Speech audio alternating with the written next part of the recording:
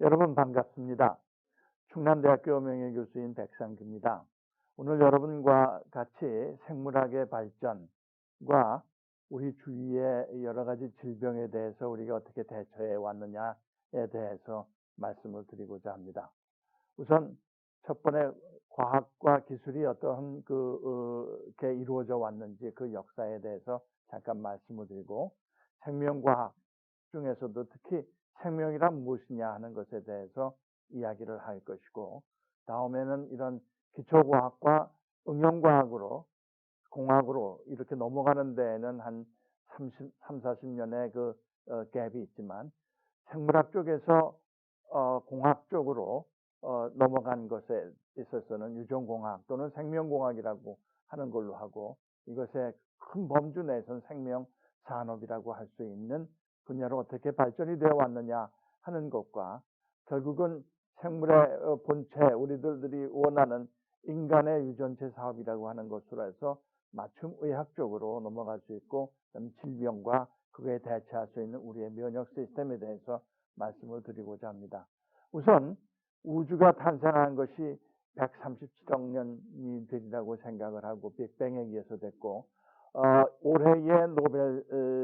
물리학상이 생성은 그 우주 탄생에 대해서는 빅뱅에 의해서 이야기가 됐고, 그 다음에 블랙홀과에 대해서 항성들의 죽음이 어떻게 이루어져 나가느냐 하는 것에 대한 그것들이 금년도에 노벨 물리학상이 되겠습니다.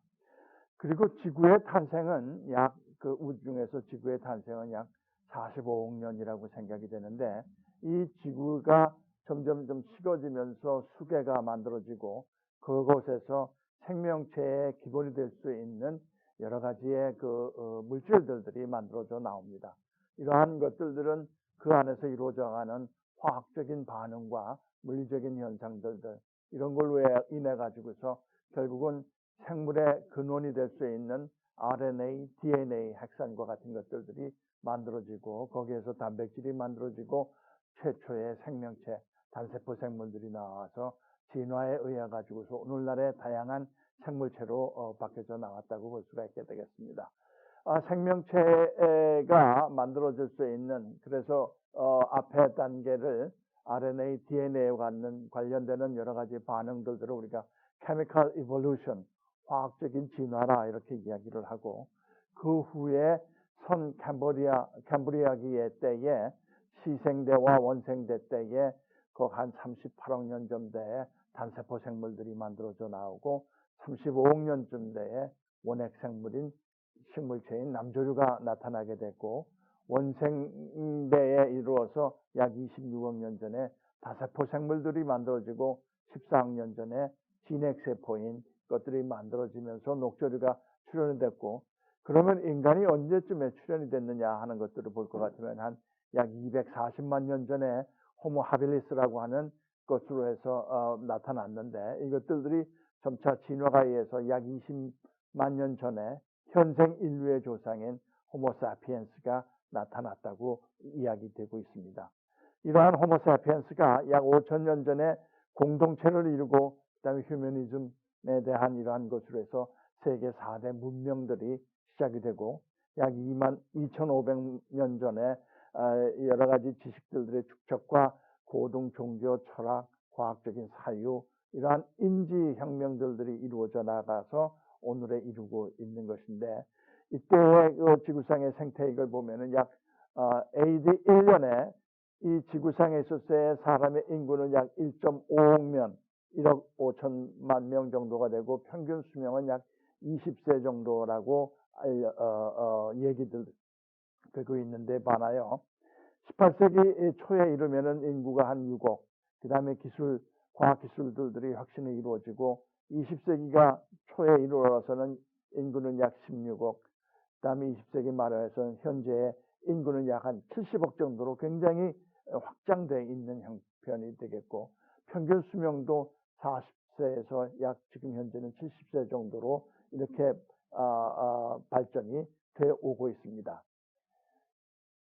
이러한 그런 발견이라든가 이런 것들이 어떤 경로로 이루어졌냐 하는 것을 한 거가 20세기에서 21세기로 넘어가는 그 시기 2000년에 사이언스지의 하나의 아티클로 해가지고서 나온 것이 있습니다. 이렇게 복잡하게 보여주고 있지만 여기에서 볼 수 있는 것들을 좀 정리해 보면은 다음과 같습니다. BC 6세기경에 고대 그리스의 그리스 헬레니즘에 의해 가지고서 하나의 자연을 직시하면서 사고할 수 있는 능력들이 발전이 돼 나오고 있고, 이거의 백그라운드로 해서 보면은 항해라든가 무역이 왕성해지고 전통을 이루어져 나가면서 신화의 회의를 느껴서 자연 철학, 자연 과학이라고 하는 것들이 만들어집니다. 그 이후 중세기를 맞게 되는데 앞에 헬레니즘에 비해 가지고서 크리스찬이즘이라고 얘기를 할 수 있는 기독교 사상에 의해 가지고 중세에 있어서는 그 신학적인 면이 발전이 돼서 중세의 어둠기라고, 과학에 있어서는 어둠기라고 얘기하는 기간이 5세기에서 15세기까지 이루어지고, 거기에 이제 새로운 옛날로 돌아가는 새로운 사상인 르네상스가 일어나게 되면서 그 이후에 과학의 혁명과 현대에 이르게끔 돼 오고 있습니다. 앞에 그 과학적인 발견들을 볼 것 같으면은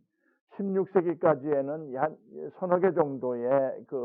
과학적인 발견이 이루어져 나가고, 대표적으로 코페르니쿠스라든가 이러한 걸로 대표될 수가 있고, 17, 18세기에 이루어서 한 15개 정도의 새로운 발견이 있고, 뉴턴과 같은 것으로 해서 대표될 수 있습니다. 19세기에는 약 한 50개 이런 정도가 되고, 다윈이라든가 상당히 많은 것들이 새롭게 발견이 되고 있고, 20세기에 들어와서 약 한 140개 정도의 새로운 발견들이 있습니다. 20세기는 과학의 시대라고도 얘기할 수 있을 만합니다. 예를 들어서 아인슈타인이라든가 그런 것이라든가 밑에 설명되어 있는 원자론, 상대성 이론, 양자역학들이 물리화학적인 이러한 발견들이 이루어져 나가고, 그다음에 DNA와 같은 것들로 해서 생물학의 시대도 이루어져 나가고 있습니다. 전반적으로 봤었을 때 20세기 초반하고 중반은 물리와 화학의 시대라고 이야기할 수 있는 것에 반해서 20세기 후반 이후에 생물학이 나타나는 시대가 됩니다. 그래서 생물학은 물리나 화학에 비해 가지고서는 상당히 어린 학문이라고 얘기할 수 있겠습니다. 생물학의 발전을 크게 나누어 가지고서 몇 가지의 중요한 사실들만 말씀을 드려보겠습니다. 정리해서. 첫째, 현미경의 발견으로 인해 가지고서 그것이 과학에서 미시세계로 들어갈 수 있는 기구가 만들어졌습니다. 그러나 이와 같은 현미경의 발견이 그 당시에 렌즈에 깎는 기술들이 잘 안 됐은 상태에 있어서 크게 발전이 되고 이루어지지 못하다가 결국은 그래도 거시적인 생물학으로 해서 중요한 것들이 1856년에 다윈에 의해 가지고서 진화설이 나오게 되겠습니다. 그때 항해에 의해 가지고서 이루어져 나가는 것과 새로운 진화학설이라고 하는 것들이 만들어져 나옵니다. 같은 시기에 한 10년쯤 후에 맨델이라고 하는 오스트리아의 승려가 자기 정원, 정원에다가 완두콩이라고 하는 식물을 기르면서 그 완두콩에 유전돼 나가는 양상을 관찰을 한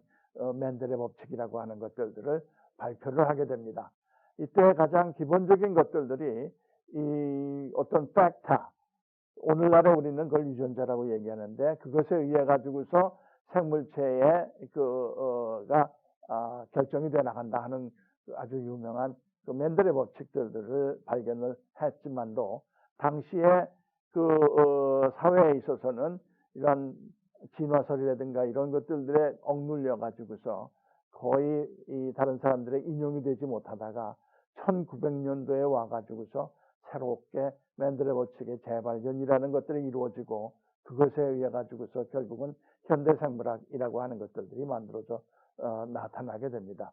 그 과정에서 그것에 맨델이 얘기를 했던 팩터가 결국은 유전자고 그 유전자의 화학적인 조성, 구성들이 무엇이냐 하는 것에 대해서 이야기를 하다가 결국은 그것의 근본은 DNA다 하는 것들을 알게 됐고, 그 다음에 이러한 DNA에 의해 가지고서 단백질이 만들어져 나오고 단백질의 구조가 다음 편에 있는 것이고, 이러한 그 DNA를 조작을 하게 할 수 있는 기술이 만들어짐으로 해가지고 결국 또 세포 융합이라든가 또는 핵치환이라든가 이런 방법에 의해 가지고서 하나의 체세포로부터 완전한 하는 생물체로 만들어진 돌리라는 것들이 만들어져 나와 가지고 유전공학이라고 하는 것으로 해서 발전이 이루어져 나갑니다. 앞에서 설명한 생물학의 발전 중에서 획기적인 그런 기여를 한 것으로 보면은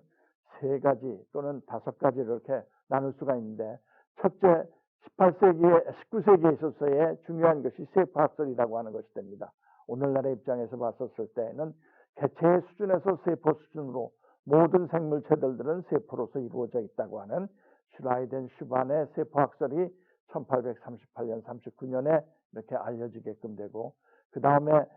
그러고 난 다음에 한참 후에 다윈에 의한 종의 기원이 아까 말씀드린 것처럼 비교호를 타고서 세계 일주를 하면서 갈라파고스 섬에서 거기에 있는 그 생물을 자기 뒷동산에 있는 생물하고 비교를 해봤을 때 변화가 이루어져 나갔다고 하는 것들을 터대로 해가지고 진화학설이라고 하는 것을 제창을 하게 됩니다. 당시에 지식사회에 있어서의 진화학설은 굉장히 획기적인 그 발전이었기 때문에 많은 사람들이 상당히 이거에 대한 논란들이 많이 있었습니다. 그 이후에 아까 말씀드린 것처럼 맨델이 1865년에 그 브루노에 있는 수도원에서 그 실험을 해가지고 완두콩 실험을 해가지고서 맨델의 법칙이라고 하는 것들이 됩니다. 그 이후에 이러한 맨델이 얘기한 팩터가 유전자라고 하는 사실을 알려지게끔 것에 대해서는 에버리라든가 이런 사람들이 기능적으로 DNA가 그러한 팩터를 이루고 있는 기본이다 하는 것을 알게 됐지만, 그 구조가 어떤 것이냐 하는 것은 왓슨하고 크리게 또는 윌킨스하고 메드너 프랭클린에 의해 가지고서 DNA 이중나선 구조가 발견됨으로 해가지고서 이게 발표가 됐게끔 됐죠. 이 사실은 한 10년쯤 후에 노벨상을 받게끔 되는 것입니다. 그러고 난 다음에 한 20년쯤 후에 이러한 기본적인 기초 지식이 하나의 기술 또는 산업으로 발전되어 나갈 수 있는 제조합 DNA 기술과 유전공학에 이루어져 나가는 것들이 되게 이루어져 나갑니다. 여기서 생물학에 있어서의 가장 기본이 될 수 있는 것이 우리 인간사에 있어서의 생로병사에 관련되는 것입니다. 여러분들이 잘 아시는 고갱의 그림에서 볼 것 같으면은 아기가 태어나고 그 다음에 성장을 하고 결혼을 하고 그 다음에 병을 얻거나 그 다음에 마지막에 죽는 이와 같은 것을 그림으로 나타내면서 우리는 어디에서 왔고 그리고 무엇이며 어디로 가는가 하는 명제를 나타나게끔 하는 이러한 그림도 남긴 것을 알 수 있습니다.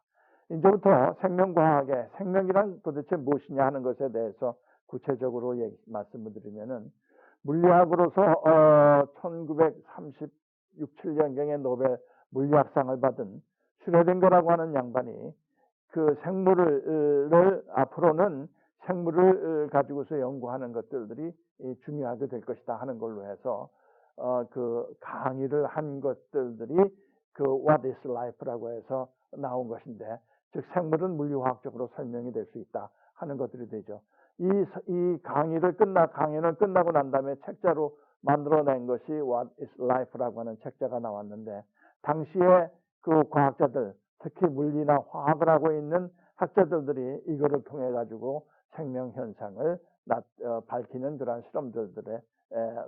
들어오게끔 됩니다. 그것의 결과 얻어진 것들이 결국은 유전자라는 것이 무엇이고 그 기본이 유전자라고 하는 유전 정보를 저장하는 기본적인 단위다 하는 것들이 되고, 이 유전자는 핵산 물질로서 DNA나 또는 RNA와 같은 화학 물질로서 구성이 되고 있고, 이것들이 하나의 몇 개가 뭉쳐져 가지고 하나의 코드로서 작용이 돼서 결국은 생명체의 기본 구조를 이루고 있는 단백질을 만들어낸다고 하는 생명의 중심설, 센트라 도그마라고 얘기하는 DNA로부터 RNA를 거쳐 가지고서 단백질이 만들어져 나온다고 하는 이러한 생명의 중심설을 나타내고, 이로써 생명이란 무엇이냐에 대한 답은 상당히 많이 우리가 알게끔 된 것이죠. 옆에 있는 그림은 왓슨과 여기에 크릭이 보여주고 있습니다. 그러한 그 기초적인 학문이 발달되고 난 다음에 이것을 공학적으로 이루어져 나가는 것이 20년경 후에 만들어져 나가는데, 그 결과 재조합 DNA 기술이라든가 핵산의 혼성화 또는 PCR이라고 하는 거, DNA 염기서열, 이러한 것들이 발전이 되게 됩니다. 그 결과 결국은 우리 인간이 도대체 어떠한 구조로서 이루어져 있느냐 하는 것들을 그 유전자 수준에서, 그 DNA 수준에서 알아보고자 하는 인간 유전체 프로젝트를 하게 됩니다. 그래서 앞에서 설명한 유전자가 어떠한 것이고 하는 것으로 해서 공학적으로 이루어져 나가서 DNA 재조합 기술, 세포 융합 기술, 핵치환 기술이 알려지게끔 되고, 그 결과 DNA 재조합 기술에 의해 가지고서 당뇨병을 치료할 수 있는 인슐린을, 사람 인슐린을 유전공학적인 방법으로 해서 만들게끔 되었고, 세포 융합 기술을 통해 가지고서 결국은 오늘날의 여러 가지 진단 시약들에 의해 가지고서 될 수 있는 거라든가 여러 가지 또 응용적인 분야에 있어서의 이용이 되고 있고, 핵치환 기술로서는 이 밑에서 볼 수 있는 돌이라고 하는 그러한 걸로서 체세포의 DNA를, 핵을 끄집어내서 식세포에다가 체세포에다가 집어넣어 가지고서 이것으로 해서 새로운 생명체인 돌리가 만들어져 나오는 것들을 볼 수가 있게끔 되겠습니다. 옆에 있는 그림은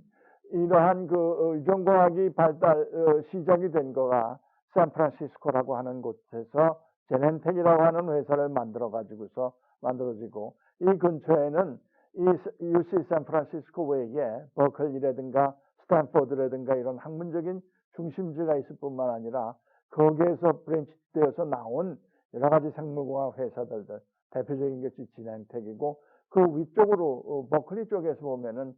당시에 시터스라든가 카이론이라든가 하는 것들이 거기에 있게끔 됩니다. 국내에 유전공학에 있어서의 시도를 했었던 럭키,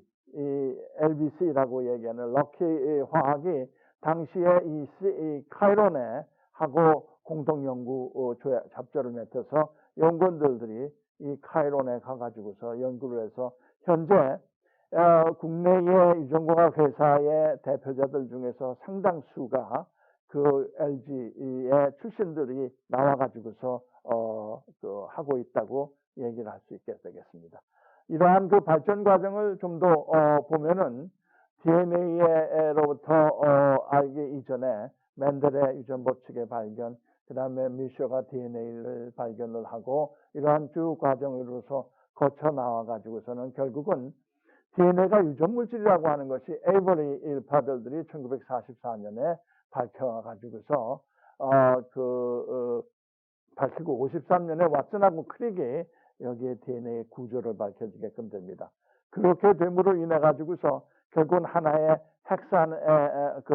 생명체가 만들어져 나오는 DNA로부터 단백질이 만들어져 개체가 나오는 것이 유전 암호에 의해 가지고서 이루어져 나간 것이 발견이 됨으로 해 가지고서 결국은 하나의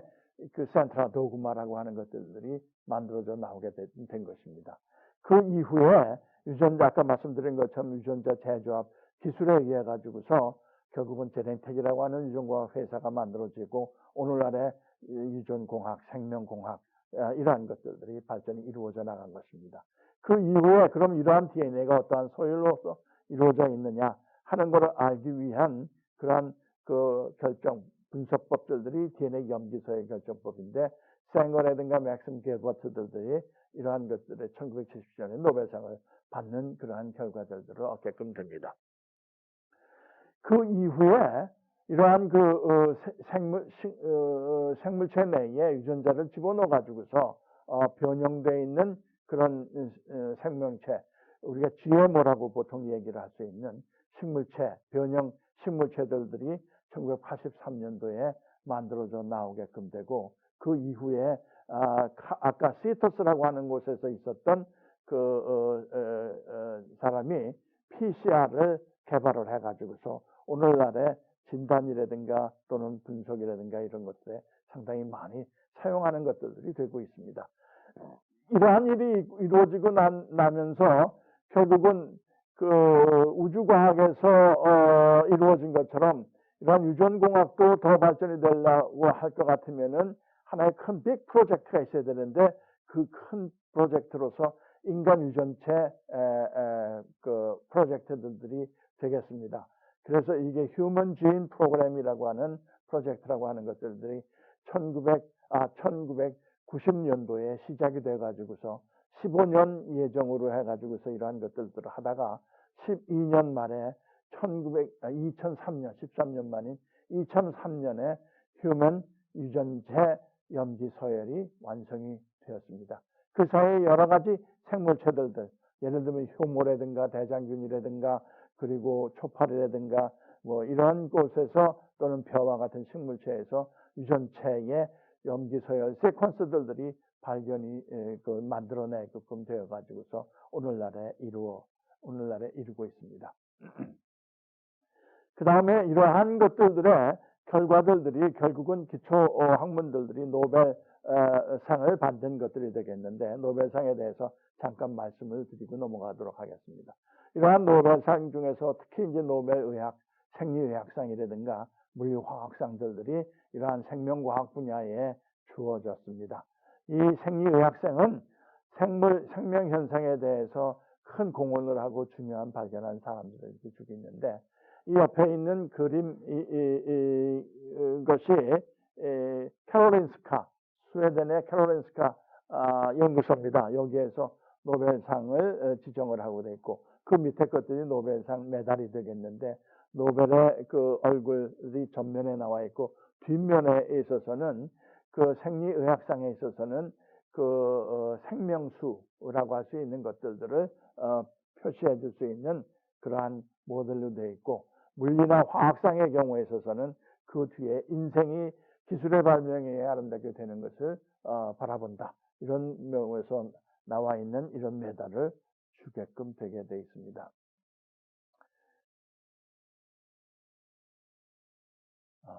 그 다음에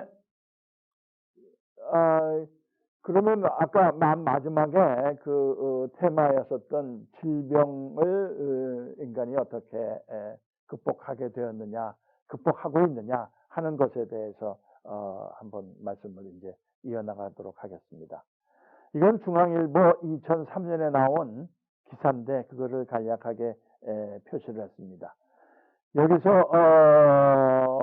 이런 동서양의 몽고족에 의해 가지고 되어 있었던 그 침입에서 동서양이 연결이 되어 있었던 그런 시기에 결국은 패스트라고 하는 병이 유럽 인구의 한 3분의 2 이상이 죽어 나가게끔 된 것들이 됩니다. 그래서 이러한 역병, 이러한 것들이 이루어져 나가는 것들에 대해서 굉장히 패닉한 상태에 들어갔고, 결국은 이러한 괴지를 대유행시킨 것은 나라와 나라, 문명과 문명의 만남이라고 하는 것들이 되겠습니다. 그것을 예를 들면은 11세기에 십자군 그 왕래에 의해 가지고 나병이 전파가 널리 퍼지게끔 됐고, 14세기 중세에서 동서문화의 교류가 패스트, 15세기에 콜럼버스 신대륙 원정이 매독이라든가 천연두를 나타내게끔 됩니다.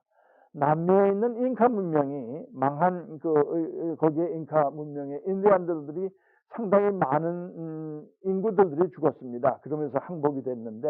그때 거기를 침입해당한 스페인 그 병사는 한 200명 정도밖에 안 되는데, 그 많은 사람들을 그 스페인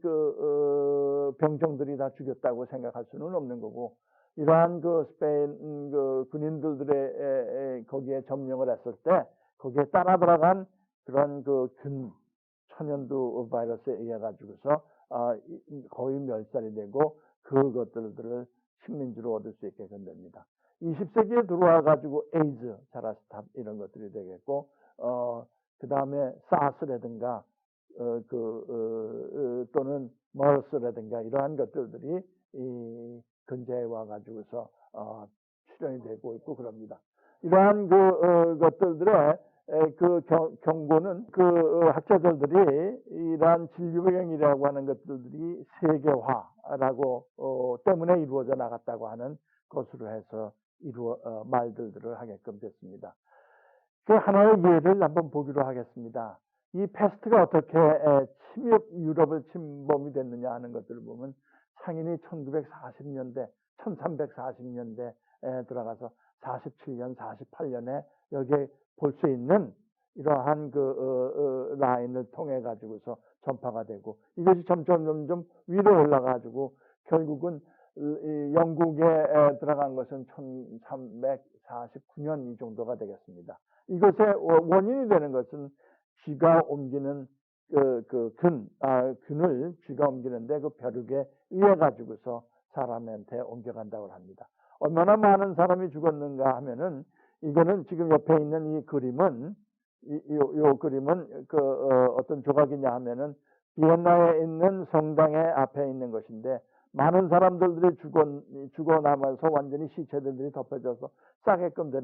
있게끔 되는데 그것을 결국은 신의 힘으로 해가지고서 치료가 됐다 하는 걸로 나타내서 그걸 기념하기 위한 그런 동상을 세운 것입니다. 이것들이 여기에 있는 것에서 보이는데 아까 말씀드린 것처럼 1300년도에 AD 1년부터 1000년 이상이 되도록 가정이 됐었을 때 인구가 어느 정도냐면 2배 정도밖에 못 늘었다고 하는 것은 이것이 그 당시에 많은 사람들이 저 인구에서 많은 사람이 죽었기 때문에 그렇고 그것이 배로 이루어져나가는 것이 한 1700년도. 그런데 밑에서 보시다시피 이것을 보면은 2000년도에 1900년도 2000년도에서 오면은 완전히 지구가 까만 인구들로 이렇게 돼 나간 것들이 되고 근자에 와 가지고서 여러 가지 이것의 이유는 결국 위생이라든가 그러니까 방역이라든가 이런 것들이라든가 또는 그 식생활들이 좋아지게끔 되어 가지고서 이런 것들이 이루어졌다고 볼 수가 있게 되겠습니다. 미생물들하고 결국은 미생물들에 의해서 전염병이 나오는데 이러한 것들의 역사적인 과정들을 보면은 결국은 독일에 있는 코허라든가 그 다음에 불란서의 프랑스의 바스트르 등의 기초적인 1800년도의 말에 이런 양반들이 결국은 미생물들을 순수 배양하고 그것을 위해 가지고서 퇴치할 수 있는 것들에 이 사람들의 학파들이 결국은 미생물의 기본이 되겠습니다. 위의 그림은 파스트르가 연구하는 모습과 그리고 파스트르 연구소의 그 현관 앞에 있는 동상을 나타내고 있고 우리나라에는 2004년에 그 불란서하고 우리나라하고 협의에 의해 가지고 파스트르 연구소를 설치를 하고 거기에서 연구들을 하고 있습니다. 이 노벨상을 받았는데 결국은 풍토병 것에 대한 거라든가 이런 것들을 연구해서 아프리카라든가 이런 데를 하고 국가에서 연구소를 만들어 줘 가지고서 코어의 연구소에서 또는 많은 것들인데 그 중에서 대표적인 것이 혈액에 대한 균에 대한 배양과 치료에 대한 일들이 되겠습니다. 그런 거하고는 별개로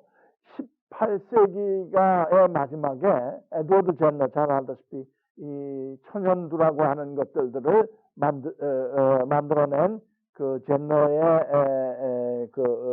보고입니다. 그거 보면은 종두법이라고 하는 것들을 천연두가 하면은 대부분 굉장히 많은 사람이 죽고 살아남더라도 공보로서 이렇게 들고 있는 것인데 종두법을 시행을 함으로 해가지고서 이 바이러스에 대한 퇴치들이 이루어져 나갔습니다. 이 1700년도 말에 이러한 종두법이 시행이 되고 난 다음에 1985년도경에 지구상의 WHO에서 지구상의 이러한 천연두균이 이제는 거의 다 박멸이 됐다. 그래서 종두를 맞지 않게끔 해도 될 만큼 인간이 바이러스에 대해서 승리를 거뒀던 하나의 예가 되겠습니다. 이러한 그 질병을 일으키고 있는 것들을 보면은 종류들을 보면은 원생동물, 곰팡이, 박테리아, 바이러스 이러한 것들을 볼 수가 있는데 우리가 잘 알다시피 이질이라든가 이런 것들은 원생동물, 저 옆에 있는 여기에 있는 것들이 되겠고 그 다음에 곰팡이 종류는 무좀이라든가 백선이라든가 박테리아는 콜레라, 뭐 리지오넬라 병이라든가 결핵, 특히 결핵 같은 거라든가 백이라 이런 것들이 되겠습니다. 요새는 이제 바이러스가 굉장히 되는데 그 중에서 중요한 것들이 에이즈 바이러스라고 해서 AIDS라고 해서 후천성 면역결핍증이 되겠고 치킨박스, 한타 바이러스라는 것은 우리나라 그 한탄강 거기에서 발견이 된 그러한 것들이고 것입니다. 그 다음에 간염을 일으키게 하는 그런 바이러스들이 있고 간염 바이러스에 관련돼 가지고 헤파타이티스 B 바이러스가 몇 년 전에 노벨상을 받았고 금년에 노벨상이 헤파타이티스 C 바이러스 HCV에 대한 연구를 한 사람들 3사람이 금년도 노벨상을 받게끔 받았습니다. 그다음에 허피스 바이러스라든가 그다음에 인플루엔자, 뭐 광견병 이러한 것들이 바이러스에 의해 가지고서 나타나는 것들이 되겠습니다. 이러한 것들이 어떻게 이 질병으로서 연결이 됐느냐 하는 것을 도표로 볼 수가 있는데 이것에 대한 것은 그냥 간단하게 이 표시만 얘기하고 넘어가도록 하겠습니다. 중요한 것들은 여기서 중요한 것은 기본적으로 보면은 바이러스에 대한 거는 숙주가 있어야 되는 거고 숙주가 사람이니까 우리 뭐 그거에 대한 약을 하면은 사람에도 영향을 같이 미치기 때문에 그 바이러스를 퇴치시켜 준다는 것이 굉장히 어렵습니다. 그런데 박테리아나 이런 균류 같은 것들은 화학 물질로서 화학약들들 약품으로서 할 수 있는 것인데 그것이 제일 중요한 거가 결국은 프레밍이라든가 이런 사람들에 의해 가지고 페니실린에 발견이 되겠습니다. 그 다음에 스트레토마이신이라든가 이런 것들에 의해 가지고 항생제에 의해 가지고서 결국은 우리의 질병 중에서 박테리아성이라든가 또는 균류라든가 이런 것들은 퇴치가 되어 있고 그 다음에 바이러스에 관련되는 것들은 그것을 퇴치시켜 줄 수 있는 것은 결국은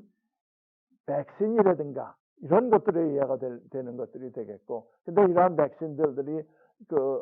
만들고 그것에 또한 변형 이것 때문에 하는 것들이 어렵다고 하는 것들이 알려지고 있습니다. 그래서 그 감염병들을 분류를 그 질병관리본부나 이런 데서 보면은 6가지 7가지로 이렇게 그레이드를 나누고 있는데 오늘날에 우리가 요 사회에 우리가 되고 있는 바이러스에 의해 가지고 사스 바이러스라든가 이러한 것들이라든가 머스라든가 이런 것들이 제5 감염병이라고 하는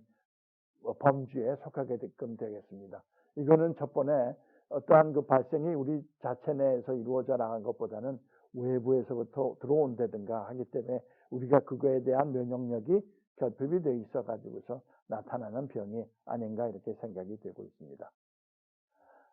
감사합니다.